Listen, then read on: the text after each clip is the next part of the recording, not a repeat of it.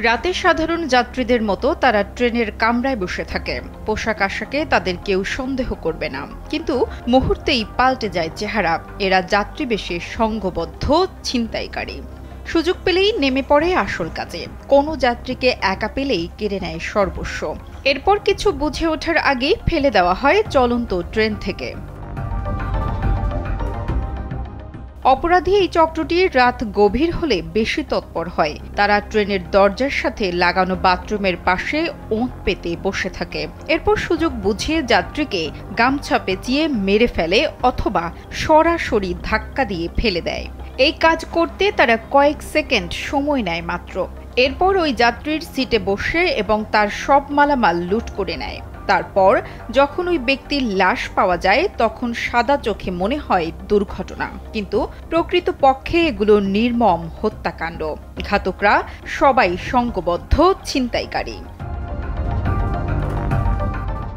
২০০৩ সালের ৭ অক্টোবর গাজীপুর সদর ও কালিয়াকৈর এলাকা থেকে একসঙ্গে ৩ যুবকের লাশ ও আহত অবস্থায় একজনকে উদ্ধার করা হয়েছিল। পরের বছর ১৬ অক্টোবর গাজীপুরের ধীরাশ্রম রেলওয়ে স্টেশন এলাকা থেকে আবু বকর নামে এক যুবকের লাশ উদ্ধার করে পুলিশ। প্রতিটি ঘটনার হতাহতরা মূলত ছিনতাইকারীদের নির্মম নৃশংসতার শিকার।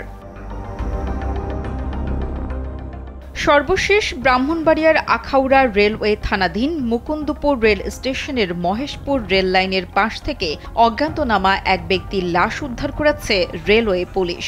১৪ মে সকাল ১০টার দিকে মুকুন্দপুর গ্রামের মহেশপুর রেল লাইনে এই ঘটনা ঘটে। অজ্ঞাতনামা ব্যক্তির মরদেহটি ময়না তদন্তের জন্য ব্রাহ্মণবাড়িয়া জেনারেল হাসপাতালের মর্গে পাঠানো হয়।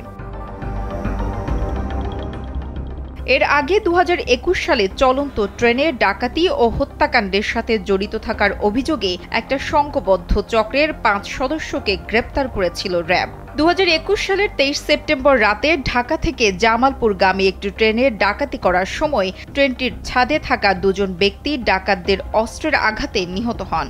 নিহত দুজন ডাকাতদের বাধা দিতে গিয়ে অস্ত্রের আঘাতে প্রাণ হারান। এরপর অভিযান চালিয়ে দেশীয় অস্ত্রশস্ত্র সহ অভিযুক্ত ৫ জন ডাকাতকে গ্রেপ্তার করা হয়।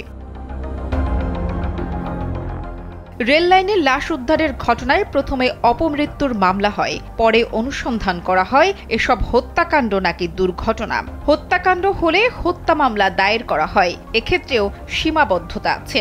একমাত্র শ্বাসরোধে হত্যা করা হলে বা চেতনানাশক কিছু খাইয়ে হত্যা করা হলে তার নির্ণয় করা যায়। এছাড়া প্রত্যক্ষদর্শী ও খোয়া যাওয়া জিনিসপত্র উদ্ধারের সূত্র ধরেও কোনো মৃত্যুর ঘটনা হত্যাকাণ্ড কিনা তা নির্ধারণ করা যায়। বাকি ঘটনাগুলো ছিনতাইকারীদের হাতে হয়েছে কিনা জানা যায় না। সারা দেশে চলন্ত ট্রেনের সংঘবদ্ধ কয়েকটি ছিনতাইকারী গ্রুপ ঘুরে বেড়ায়। তারা সুযোগ পেলেই সর্বস্ব কেড়ে নিয়ে যাত্রীদের ট্রেন থেকে ধাক্কা দিয়ে ফেলে দেয়। তবে এই ঘটনা বেশি ঘটে লোকাল ট্রেনে এবং ট্রেনের ছাদে। বেশ কয়েক বছর আগে জাকের আলী নামে একজন অপরাধী গ্রেপ্তার হওয়ার পর জানিয়েছিল ছিনতাইয়ের পর টার্গেট করা ব্যক্তিকে নিচে ফেলে না দিলে পরবর্তীতে তাদের ধরা পড়ার সম্ভাবনা থাকে। এজন্য টার্গেট করা ব্যক্তিকে ট্রেন থেকে ফেলে দেওয়াকেই নিরাপদ বলে মনে করে সংঘবদ্ধ গ্রুপগুলো। নুসরাত জাহান কলি, কালবেলা।